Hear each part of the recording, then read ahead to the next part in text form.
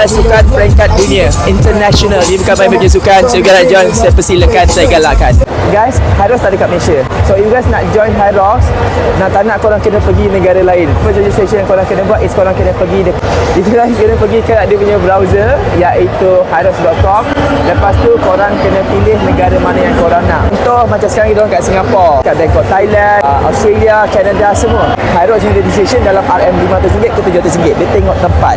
Bila korang dah register dekat online, lepas tu pilih mana. Now, second registration yang korang kena buat is korang kena pergi dekat sini on the day of the game ataupun sehari sebelum. Misalnya dekat tempat lokasi diorang buat game tu, dia akan sediakan kaunter dan korang kena basically dapatkan korang punya wristband. On the day of the game itself, korang kena tulis bib number. Dia tak ada bib number macam mana tanpa tu, no, sebab nanti akan koyak. Sini inilah waktu, macam hari ni waktu saya adalah pukul 1.40. You harus ingat macam mana game Hyrox.